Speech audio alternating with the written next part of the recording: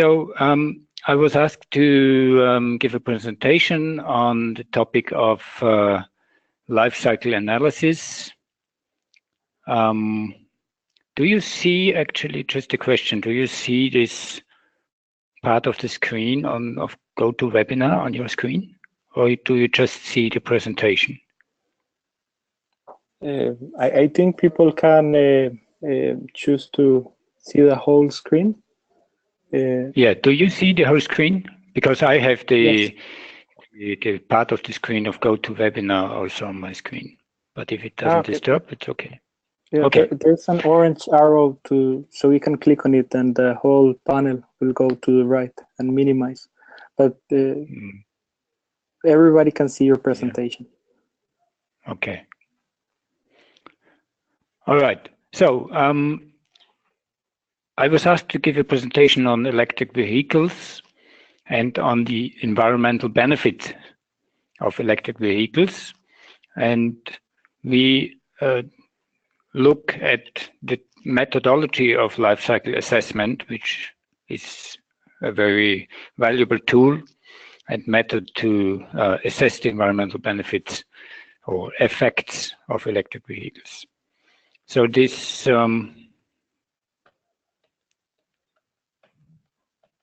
actually, well, so this is the outline of the talk. I will give a very short introduction on the topic. Then I will shortly report about our activities in the International Energy Agency. This is actually the base for the contents of this presentation. I will talk about key issues of life cycle assessment of electric vehicles, and then I will have a more global view on, let's say, global electric vehicle fleets and how they can be seen in the light of environmental assessment in comparison to different countries, and have some conclusions in the end.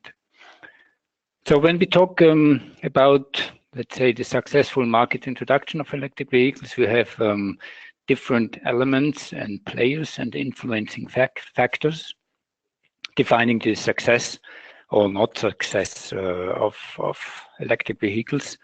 And as you will see, life cycle assessment is very much a system perspective. So we talk and look at the entire system, at the entire value chain of electric vehicles. And so here we have a short overview of all the elements included also in life cycle assessment. So this is starting with the electric vehicles, so which ones do we have available, and in what extent do we really substitute gasoline and diesel vehicles? This is one topic I will talk about a bit later. We have the charging infrastructure. We have also different charging strategies, I would say, from normal slow charging to fast charging. This makes a difference. We have, of course, we need additional electricity, and it makes most sense if you use additional renewable electricity. We have the consumer, who also influences the, let's say, outcome and the results of environmental effects of electric vehicles. And then we need to look at where the electricity comes and the emissions of electricity generation. So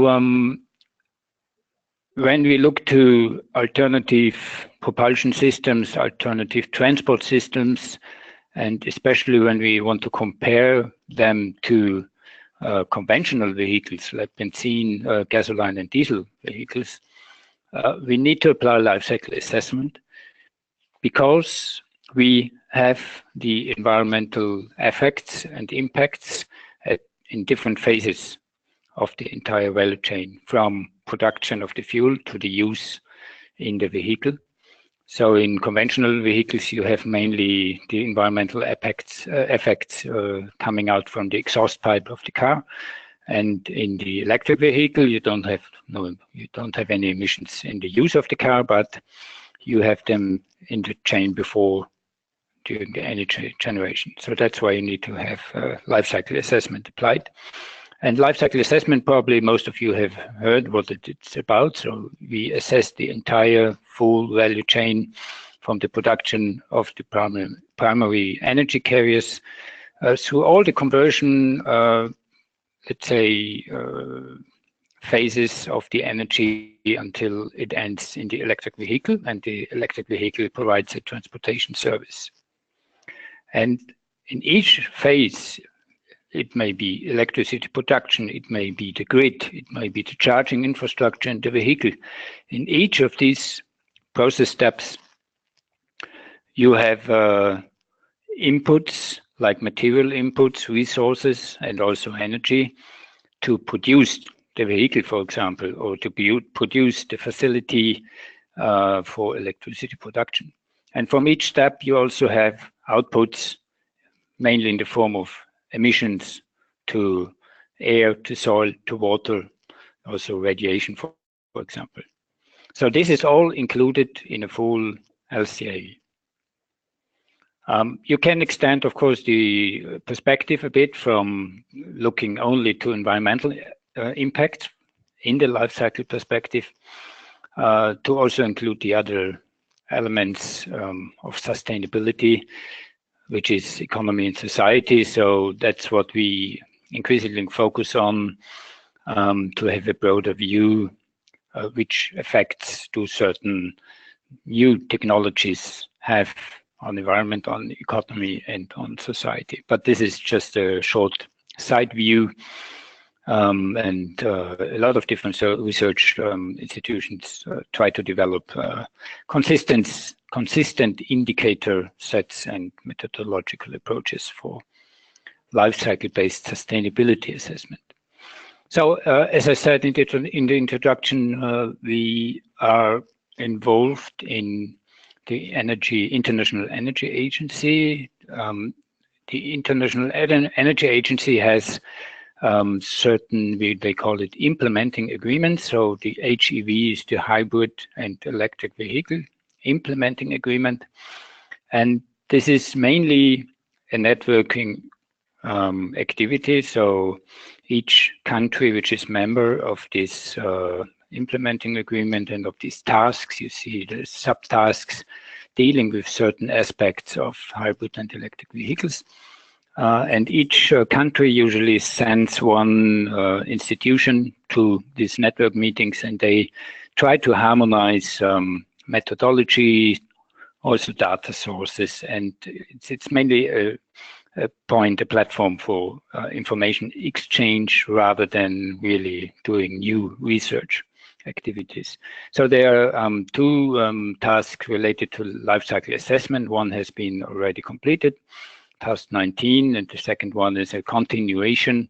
And in both of them, my colleague Gerfried Jungmeier, he is the leader of these tasks. And at the bottom, you see the partners, the research partners mainly.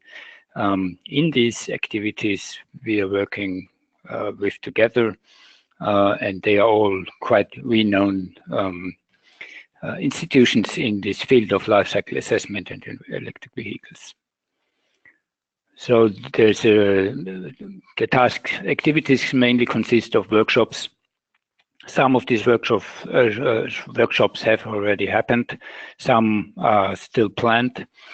And usually they are open workshops. So if you're interested, you can also leave a message to us, maybe afterwards by email, so that you get news when these workshops will happen and where. So they are open to external participants and also presentators. So if we come to LCA now, those who are familiar with LCA might know the next points. LCA is actually a method which cannot really, or very often not really open the question, answer the question asked. So which system, for example, is the best? Is electric vehicle better than diesel vehicle, or the other way around? It rather helps to understand the question. It fosters the understanding of systems, of causalities and consequences. So it's very much a system approach. And by diving into a system, you learn how the system works and which factors in the system are the deciding ones. And then you can get a feeling, well, how the environmental impacts of electric vehicles, for example, is influenced by these factors. It's also a discussion on values. So very often life cycle assessment focuses on, let's say, the most important environmental effects discussed on the political level, so on the global level, which is greenhouse gases and primary energy consumption.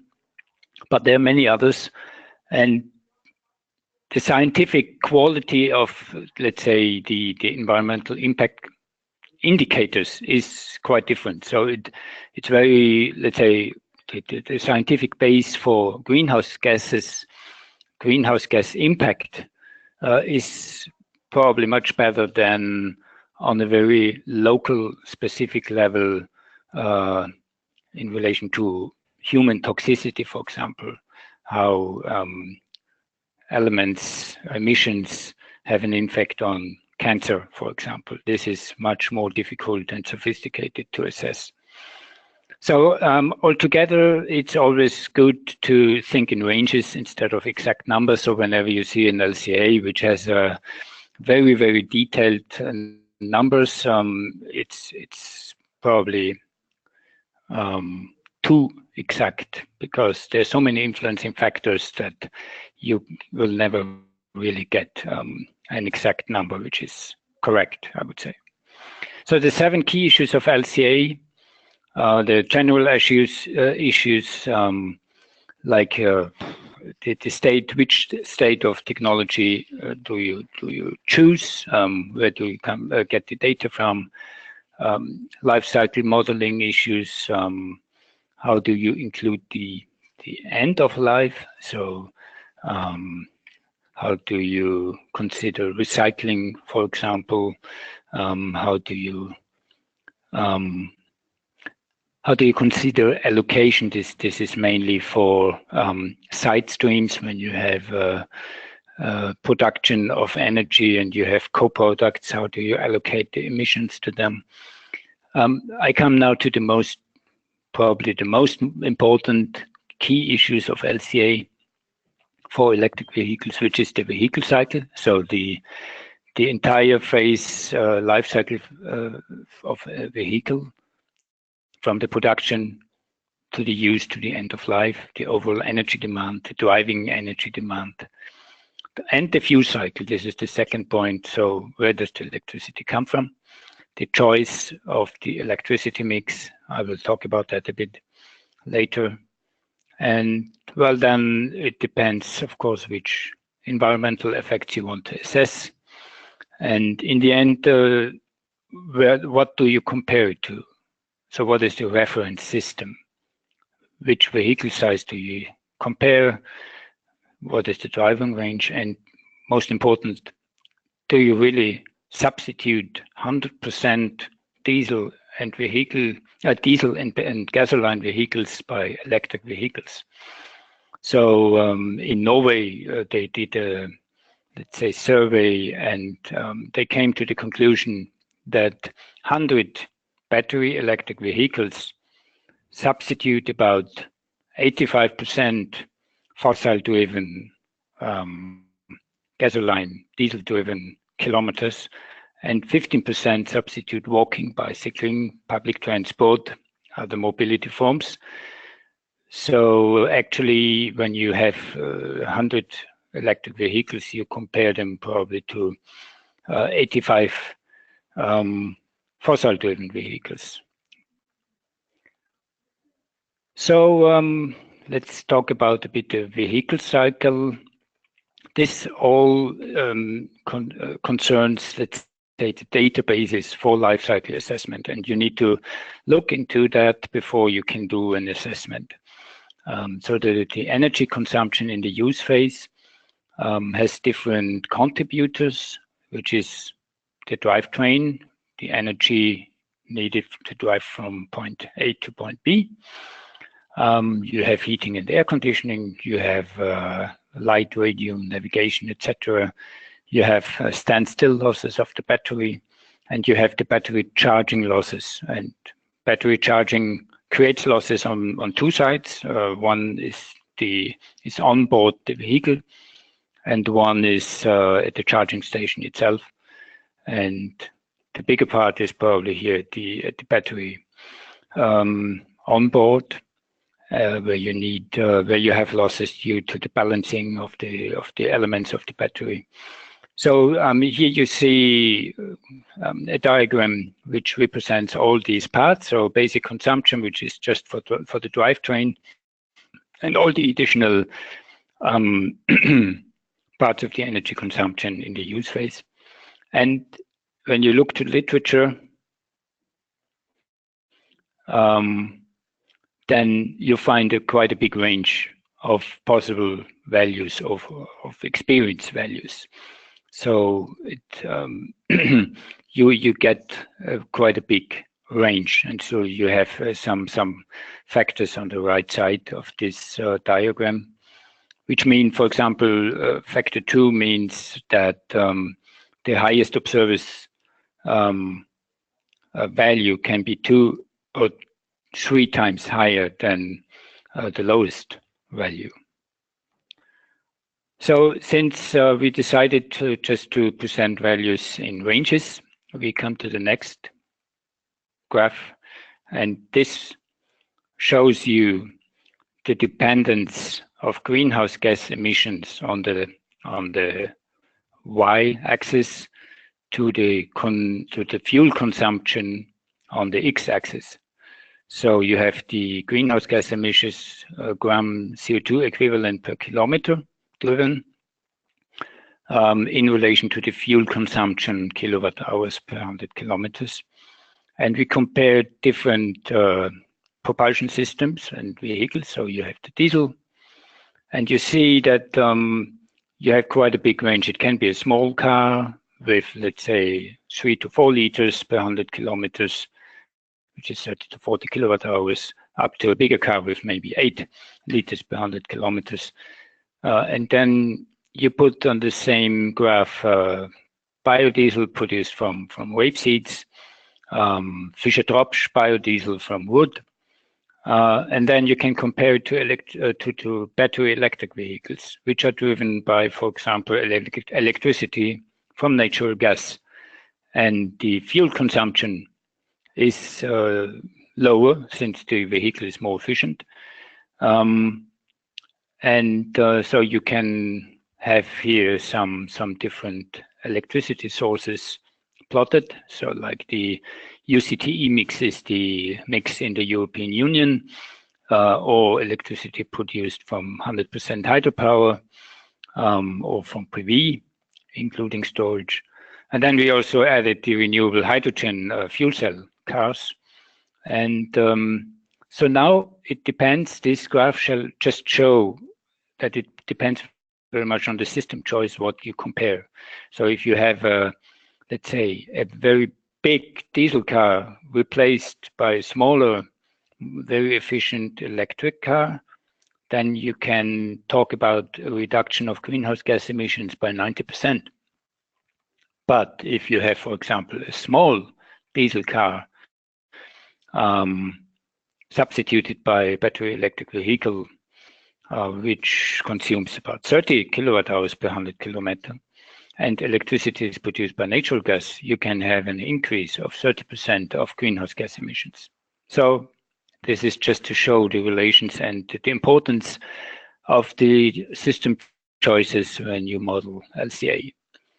The choice of the electricity mix is always kind of argued which mix you choose. It could be the national consumption mix, so that is the mix in the grid, in the electricity grid, which includes the import and export balance. You can have just the national production mix. You can have the marginal mix. So this mix actually represents the additional electricity production due to the additional load the electric vehicles create in the grid. You can have a specific technology mix, like 100% renewable, and you can have it at specific times. So it depends if you charge the car during night hours, then the marginal mix might be a different one than when you charge the car during day hours. So in the night, you might have more coal power plants, which provide additional load, and during the day, it might be gas power plants.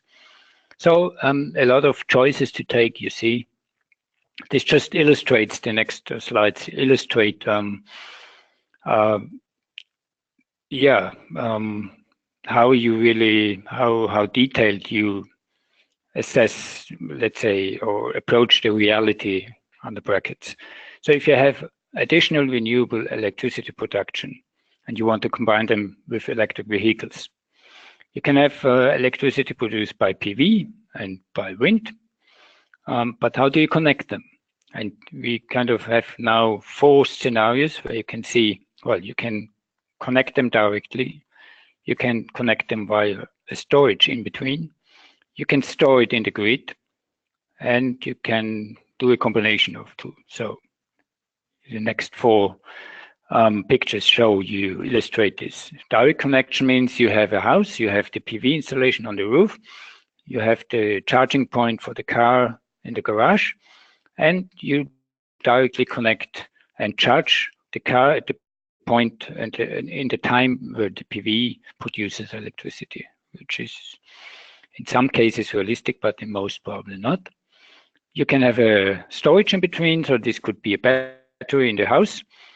This could be combined with wind energy. It would be more like a hydropower storage, or maybe a big central battery storage.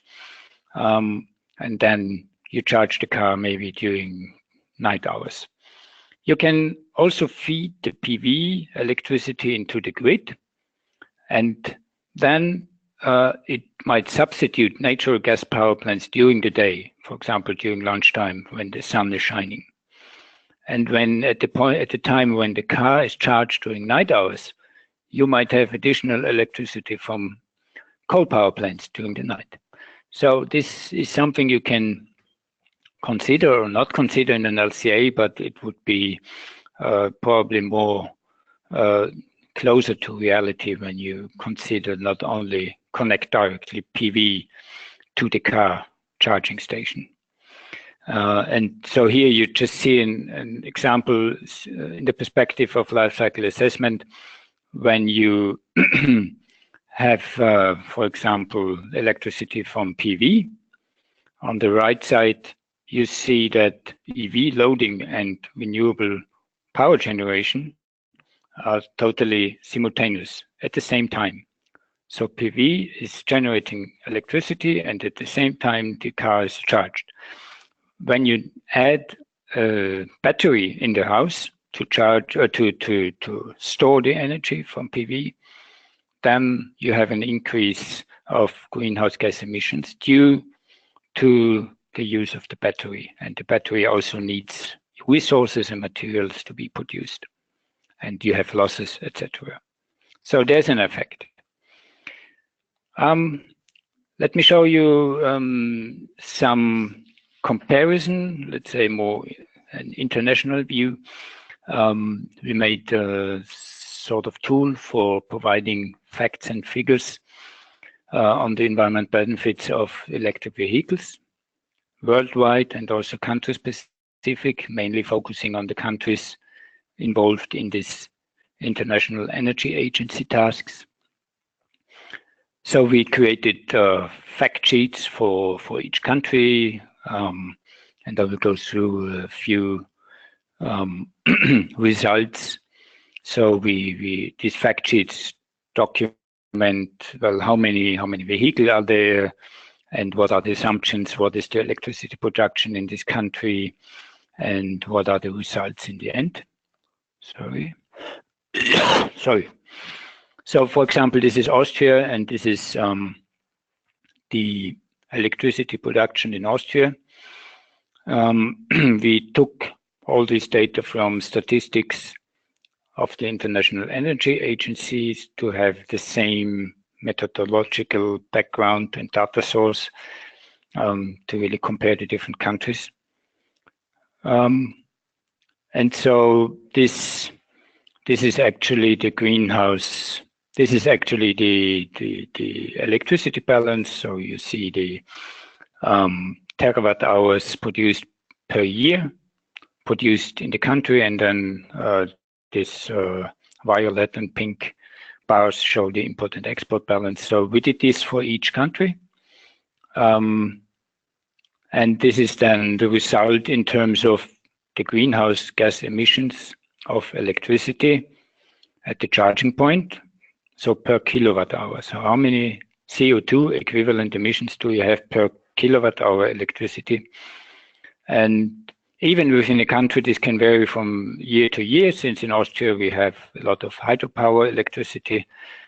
And depending on the rain and climate conditions, you have quite big differences in the share of hydropower in the electricity mix. But we are about in between 200 and maybe 300 grams CO2 equivalent per kilowatt hour in Austria. And this varies, of course, a lot in other countries. This is 2015, the fleet in Austria of electric vehicles, the battery electric and the plug-in hybrid electric vehicles. And this is then the result. So this is also just shown for Austria as an example. This is when you compare, or when you assume you substitute,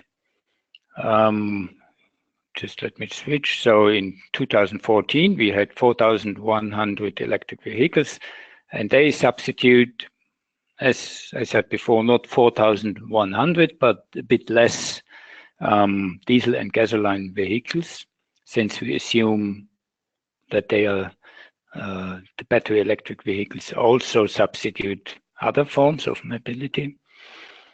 So then we save about 6,000 tons of CO2 equivalent per year in the year 2014. And the same you can do for the primary energy consumption. And then we not only look at global warming and greenhouse gases, but also at other environmental impacts, which is, for example, acidification, particles, fine particles, nuclear primary energy. And then you can compare the different countries in this spider graph. So this is Austria, and this means you see this black bold line is the conventional vehicle, which is the reference of 100%. And the green one is the electric vehicle fleet in Austria. And you see the effect it has on the reduction or even on the increase of certain environmental impact categories. For example, increases in nuclear primary energy. Although we don't have nuclear power plants in Austria, we import nuclear power from other countries. And since conventional vehicles don't need nuclear power, but in the electric vehicles it will be consumed, this category worsens, whereas the others improve. In Norway is kind of a best-of country, let's say, for introducing electric vehicles, also from the environmental point of sight. So you see it improves all of the categories assessed. In the US, this is not the case for nuclear power because quite a high share of the electricity is produced by nuclear power. And the same in other countries. So we also had a look on all countries in comparison. So these are the countries of the member countries of the International Energy Agency task. And you see here the specific greenhouse gas emissions of electricity supply in the different countries. like Ireland on the left side, which has a lot of coal, US, Croatia, UK, and then at the right side, with the lowest emissions, Sweden, France, of course, due to nuclear power, Switzerland the same, Austria is also quite okay, and Germany, Netherlands, Italy, they are somewhere in the middle. This is the same for primary energy consumption. So here you see clearly which countries have a high share of nuclear power in the electricity mix, like France, Belgium, Finland, and all these countries you see listed. Yeah, these are just some more details, and I think I need to look at my watch to not to exceed the time, but these are some more calculations, how much you can save in terms of CO2 equivalent per year in each country due to the introduction of the electric vehicles. And well, probably here you see clearly that most savings, the highest reduction will happen in France, since they produce so much electricity by nuclear power, which has a very low impact on greenhouse gas emissions. Here you see compared the countries as an average, the member countries of the International Energy Agency, compared to those non-members, which is mainly China. China is not a member of these countries, and so China is the country with the highest share of electric vehicles worldwide. So here you see they have a lot of coal power, and therefore the environmental benefit of electric vehicles in China in terms of greenhouse gas emissions is almost zero at the moment. Here you see the same result structure for other emissions, like you see clearly fine particle emissions in China. I mean, it doesn't improve the situation much at the moment. And for acidification, it even worsens due to the coal power plants. So I browsed through this. I mean, so you can see, you can get by using LCA and by applying the same methodology and by applying the same data sources, you can quite nicely compare the countries and also the impact on the environmental impacts. And well, you also see where you need to put more energy to make the implementation of electric vehicles really, to give it a sense, a meaning that it really improves the entire situation. And as long as nuclear primary energy increases, it helps for the greenhouse gas emissions, but it raises a lot of other problems at the same time. And the last slide, I mean, everybody, or at least in Europe, everybody talks about automated vehicles and about shared mobility. And this is the point where the user comes into the game and how he decides to use the vehicle, not only in terms of efficiency, but also in terms of how many people are sitting in the car. And so you see, if you share conventional vehicles, you can also have a huge impact and benefit on greenhouse gas emissions. As of course the same effect is valid for battery electric vehicles. So a lot of discussions which relate to electric vehicles and other forms of mobility, like shared mobility and so on. I mean, you can also disconnect them and put conventional vehicles together with these new mobility forms, which will have also a huge impact. So you don't need to wait until electric vehicles are all over the market and implemented before you implement other forms of reducing greenhouse gas emissions and increasing energy efficiency in mobility. So this is the very last slide. This is actually everything has been said. I told you a bit about key issues in LCA of electric vehicles, showed you a few examples worldwide, how this how the situation is in different countries. And most importantly, remember, always think in ranges, because there are so many uncertainties also in data available, that it is not really meaningful to try to be very exact in numbers. Yeah, so thank you very much for your attention. This is not myself you see on this picture, but my colleague, Gerhard Jungmeier, who was supposed to give this talk before, and he is actually the leader of these tasks in the International Energy Agency. So I think we have some time and room for questions now, and in case there are more questions, please contact us. You find the details here on this slide. Thank you very much for your attention. For your presentation, Martin.